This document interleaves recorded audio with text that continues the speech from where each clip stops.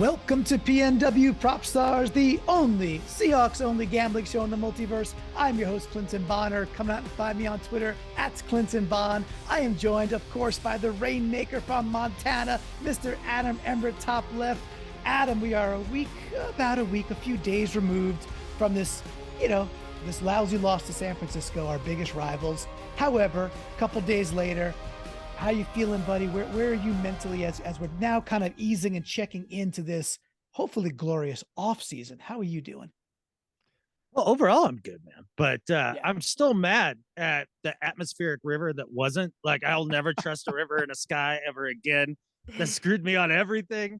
It was miraculous the way that it cleared up right before the game and then started raining right after the game, supposedly. Wilson can maybe fill us in more on that. Yeah. I'm just basing that off some comments. But yeah, man, that was the one thing that was the biggest bummer.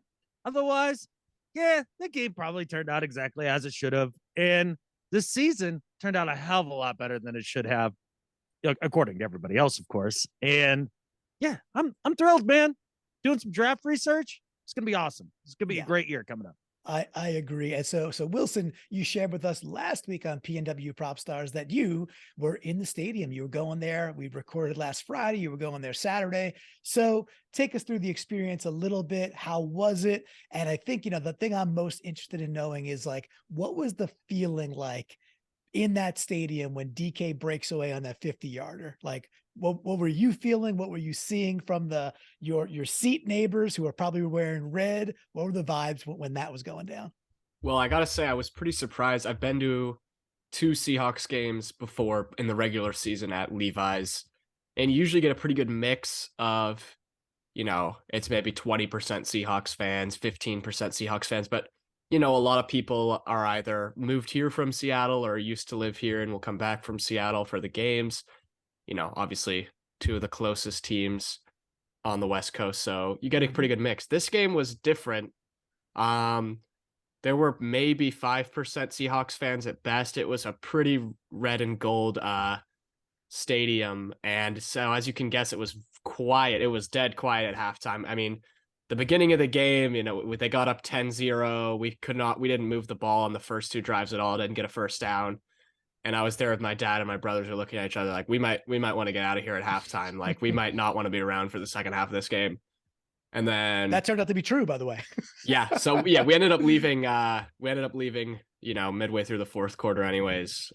Stuck around maybe a little bit longer than we should have, given some of the harassment we were receiving from the Niners fans around us. But yeah, I mean, even as I texted you guys, even that first Seahawks touchdown, it just got quiet right away. Mm-hmm. And I was kind of like, I mean, a lot of my friends who are Niners fans were kind of saying, wow, this is like the loudest I've ever heard the stadium. Like, it's so loud. And it was like maybe as loud as CenturyLink for like 3 plays the whole game. And then the rest of the time, the fans just went quiet immediately the moment something went wrong, which is, I think, somewhat indicative of that fan base, very fair weather. They've got a slogan there, which I think is so corny, that says "Faithful to the Bay." There are not a lot of faithful fans there. I will say a lot of the Niners fans who were sitting with us were pretty respectful, pretty friendly, but we ended up buying seats sort of towards the back of the section because we were worried about the weather, which, as Adam mentioned, did not come. It was only before the game, and then sort of right after we left, it started pouring on the drive home. So didn't really match the forecast there, but we ended up buying tickets that were at the back of the section because there's like a very small awning that would have covered us had it started raining really hard. And so it's like, all right, we don't want to get soaked, so we'll sit back here. It's cheaper anyways. Unfortunately, we didn't anticipate that a lot of fans who have bought tickets in other areas of the stadium will actually just come and stand behind you and try to watch the game behind your seats. So basically the whole game, of course, everyone's standing up, and we've got a bunch of just hammered Niners fans like saying like, "Hey, sit down, Gino," because I was wearing my Gino jersey. "Hey, sit down, Gino, get out, sit down." And it was just like really annoying. This guy tried to pour a beer on my dad, ended up pouring it on the person next to us who was wearing a Niners jacket autographed by like a bunch of greats. So that was hilarious. Well, him trying to apologize for that. That's some instant karma right there, right? Yeah. That. In general, Niners fans, I mean, you've got your fair weather ones, and then you've got the select few that are just really quite aggressive and rude, but that's what happens when you pump yourself full of beer. So we did not do that because we did not want to get in any altercations with anyone. Managed to avoid it, although there were quite a few entertaining fights between Niners fans that were happening behind us, which I was confused about, but oh well. Well, at least it was an experience, right? Yeah. At least you had that. And the laughable moment of someone trying to pour a very expensive beer on another human and trashing somebody else's cherished jacket that has autographs from greats. Well, that makes you smile at least. So, and which is let me just mention, I know I mentioned on the show, I plan to wear, or maybe I mentioned to you guys, I plan to wear my Jerry Rice 49er or Seahawks jersey. That was vetoed by the folks I was going with, and that was probably a good call because could have anticipated some aggression there. Well, so, Seahawks legends. It's all good. I mean, they're just going to remember all the times that Rice burned them over the years as a member of our great team. Yeah, so, I mean, it's a little bit hurtful. Gino's fresh. They're not too upset about Gino yet. Yeah, it's exactly there's less antics and emotions around Geno Smith. It's still a feel good story no matter how it gets sliced, right? So until next year when Geno whips their asses, and we'll be there for that. All right, well, we are very glad you had that experience. You did mention that first touchdown, so now is as good a time as any to go to the board and take a look at how this shaped out for the last week of the season. So what we got here, fellas, I adorned us with some cowboy hats because we're all wearing cowboy hats now. My cowboy hat happens to have a little crown on top of it. Not too proud of a week. I didn't bother to put the Family Feud X's across the board here because it would have been a sea of red, and I've had enough red with these Niners. But we all got our cowboy hats on. I do take the crown. I did hit Walker plus 155 on that touchdown when the audience started to go a little bit silent to make it 10-7. Walker, hey, would have been really cool if Walker, who carried the ball 13 times in the first friggin' half, carried it more than twice in the second friggin' half. Adam, don't know if you have anything about your particular bets or picking up on the fact that we just stopped running the ball because of circumstances, but whatever you want to say, dude, to close out this particular week, go right ahead. Yeah, it was all circumstances. That's how that ends up being a tough second half for Walker. You start getting down quick, and now you're throwing the ball, and it just got tough. So I don't really have any big thoughts on Walker. I thought he played a heck of a game for a rookie for the first time in the playoffs. Very happy for him. So another big bright spot for this team. As far as my bets, these were all super aggressive, and they all were banking on a typhoon that was there, then it wasn't, and then it was back right after the game. Screwed over everything I was trying to do. But at half, I was thinking to myself, holy smokes, if they're over on all my bets and I bust on every bet and they end up winning this game, totally worth it. And I got the best of no worlds, none of them. And it's a painful week, but hats off to Wilson. I think he ended up winning the season after it's all said and done. Yes, he did, in fact. And hold on one second. Got another graphic right here behind it, which celebrates that. So there we have it, folks. Wait, it says my screen sharing is paused. Is that true? Can you see it? It is I paused. Can't see it. What is going on? Hold on. Why would it pause? I think the computer recognizes this crazy illegitimate one from Wilson. So let's see. We'll get it up here again. Hold on one second, because I'll just reshare. But we do have something to celebrate. Come on. Why wouldn't it work? All right, hold on one sec. There it is. Let's see if I do this. It should work this time because I worked hard on this, sort of. And let's see. How about now? Yes. Oh, look at that. There it is. Let's go. Wilson is the PNW Prop Star of the year. He's got the money rating. He gets the big crown. Listen, the rules were real simple, right? And to rehash that for everybody that was looking at the graphic just before, and hope folks are finding this on YouTube, youtube.com/Seahawkers podcast, because this show in particular, you're getting graphics, you're getting the bets, you're getting these beautiful visuals with this action green crown. But all year long, for each and every week, we missed 1 week this year during the very short week where we had a Sunday game and a Thursday game. We just couldn't pull off the bets. All year long, it was $31 for each week, remembering that bet 1, bet 2, and bet 3 were $10 each. And that was like bet whatever you want. Bet 4, we coined the Fail Mary, the $1 Sunday scratcher, Sunday rubber, and it had to be plus 1,200 odds or longer to qualify for the Fail Mary. And we decided, hey, it's not just how many crowns you win, because that was actually kind of tight. We had a brilliant, actually the whole thing was kind of tight, but how many crowns you won per week was one thing, but who captured the most money over the entire year? Wilson, that's you, dude. I think you ended up about $120 for the year or so. And I'll say this before I hand it over. We all swung for the fences this week, knowing that this might be the final week to go chase each other. So we all took, I would say, some quite aggressive swings and bets. So, you can almost discard this week, but even with it played in there, Wilson takes the crown. Wilson, what do you want to say for yourself? Congratulations. The first ever PNW Prop Star of the year. What do you want to say? Well, I want to say I'm happy to be crowned the Prop Star of the year. I'm looking forward to defending my crown next year. We got it started off right this year. I won the first 2 weeks. I hit my only Fail Mary of the year the first week. And really, those first 2 weeks were sort of enough to carry me throughout the rest of the season, where I had sort of mixed performances. I ended up with $155.28 on the year. Nice. But $80 of that came in the first 2 weeks. And $59 of that came in week 2, when I hit the defensive special teams touchdown, thanks to Tariq Woolen blocking that field goal. So really, I got to say, I dedicate this win to Tariq Woolen. He's awesome. I tried to get his jersey, but it's all sold out. So hopefully we'll get that. And that I could properly, I can use this money that I actually didn't make, but I can pretend that I made it and then spend it on that Woolen jersey to honor him, because he came through clutch for me then and kind of carried me the rest of the year. Well, very, very nicely stated. Congratulations. Adam, you were in second place. You were nipping at the heels, again, swinging big down the stretch. However, come up a little bit short, but you made good money all year long too.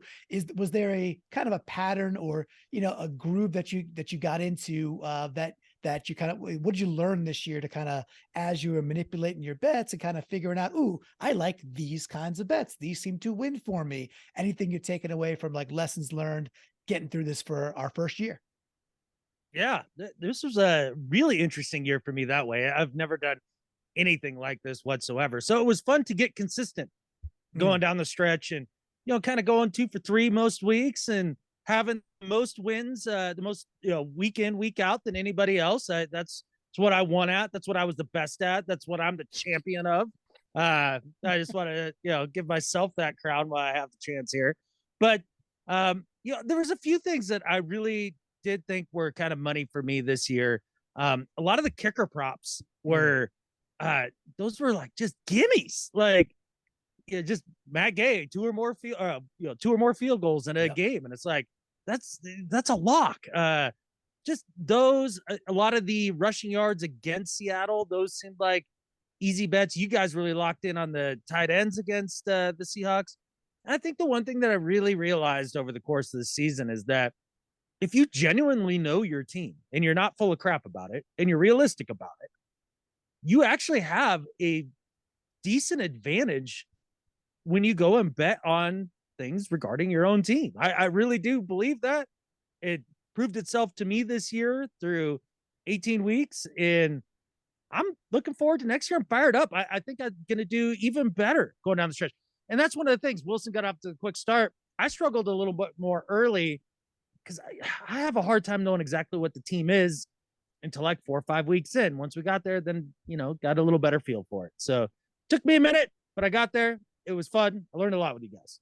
No, I love it. And I remember even week 1, you hadn't got it. We were doing it for the first time. I remember week 1, you took all plus bets and you were like, oh, I just thought I had to, because we just didn't do it yet. I was like, oh, I think I called it out like in the show and you were like, oh, okay. Yeah. You guys are taking like a -120 or a -115. Got it. And then obviously you started to learn to play the game a little bit differently, which was cool. So yeah, you did capture the most crowns, right? That's, again, if it was like European soccer, there's like that sub championship, and then there's the actual championship. So Wilson gets the actual one. You are Yes, he the does. seasonal champ. But it was really cool. And the part you said about my whole philosophy when I was texting you guys in the, whatever it was, April of last year, being like, hey, I think we could do a show on this. And I think it's because if we actually know the team, which we know this team, we pay attention. I think we could beat the house. And I noticed for myself, I try and go do props on like, the Bills game last week. It's like, I don't hit those, or I try to do some money line stuff on other playoff games. Cause I'm like, all right, I got a $5 free spin. I don't typically win those, but for three of us who are not odds makers and like, really hooked into Vegas lines day in, day out, 3 Seahawks fans made money all year on props. I think this is the one angle where, again, the world tells you never, ever bet your team. I think in a pretty good sample size, we proved if you're paying attention, actually, it's the team you should wager on, because even in losses, even in games where you're giving up rushing touchdowns, but still winning the game, you could make money. You can make some money while you do this. So I think as the experiment goes, I think we proved pretty darn well here, fellas. So congrats across the board. All 3 of us in the money.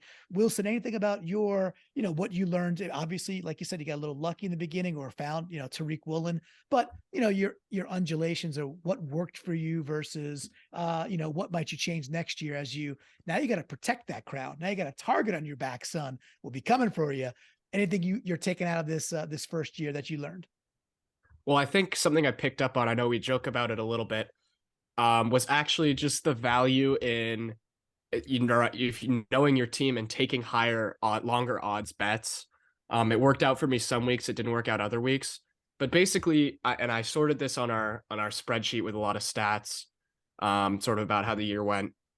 When you're taking a bet over 300, let's say, and assume all your bets are $10 bets, get rid of the Fail Mary ones. All you need to do is, hit a quarter of those to be even, right? If you're making $30 off a $10 bet and you're losing $30 off the other 3 $10 bets, all you have to do is hit a quarter at 300 odds to make your money back. And this year I hit 4, excluding Fail Marys, I believe I hit 4 out of 9 300 or above, and some of those were quite high, like you mentioned, or like I mentioned, the Tariq Woolen one was plus 800. So I think that's something, I'm going to cautiously take that into next year, but I think something I figured out, was taking longer odds can pay off sometimes. Other weeks it didn't work out. That's just the luck of the draw. But a lot of the times taking plus odds, taking longer odds, when you're familiar with the team, you sort of have your own sort of edge that a lot of the other bettors don't have when Vegas is making these lines, right? They're not necessarily thinking about, the people who do this every week and have a show about it, right? Or listen to a show about it and have, thought about how to make these bets a little more. So that's sort of one way that I sort of approach the end of the season. And also part of it was just that I had established the rule and wanted to keep going with it, and got unlucky the one time I didn't. So yeah. You got to listen to the cosmic whispers and the atmospheric rivers there, right? Adam, what you got? Well, I just wanted to piggyback on what Wilson just said there. I mean, kind of one of the big things I ended up doing down the stretch, or really after the first couple of weeks, was just playing the what's more likely game, like going through all the bets and just thinking, okay, what's the most likely thing? What do I feel the best about happening? And not really caring about the odds. Now, if it happened to have juicy odds that went with it, great. But, if it was negative 200 and I felt really good about it, screw it. That's easy money, or as close as you can get to it, right? So that's really what it boiled down to me for the majority of the season. Was I stopped really paying attention to the odds, except for the last week, obviously, because we were trying to do what we were trying to do. And I just picked the, scenario in my head that was the most likely out of all the things. And just like Wilson was saying, it's because we know the team a little better than maybe the average dude in Vegas. Yeah, and it certainly, again, played out and worked nicely. I was texting you guys about that. I don't know if it was a San Diego fan or a Los Angeles Charger fan. Oh God. But we do have to mention probably the worst beat of Oh all time. no. And I've read that it was a real slip. Folks probably know where I'm going, but at 27-0. So when the Chargers were up 27-0, somebody, going to assume a dude, put $1.4 million on the Chargers to win, just to win. And whatever it was, that was all to risk 1.4 million to make 11,200. That would have been the take. And if you're listening to the show and you're a fan of the NFL, Trevor Lawrence went off, an OC firing later, should be a head coach for that matter. I agree. Surprised it's not the head coach, and the Chargers lose that game. 1.4 million with up 27-0, and they still lost, which is just amazing. And I think it's a funny anecdote about never knowing in this sport, I suppose. But Adam, I don't know if you have any thoughts about that one, man. I just want to offer my personal apologies to that dude, because it's all my fault. That's a terrible beat, and it's all my fault. We were sitting there watching it. We get to 27-0, and we were just kind of hanging out, me and Brittany, and she's not really a football fan per se. So, it gets to 27-0, and then they score the touchdown right before half, 27-7. And I was like, do you want to watch something else? And she's like, well, yeah, I guess. And I was like, well, I don't really care but I would want to watch only to see how Trevor responds here. Like they've probably lost this game.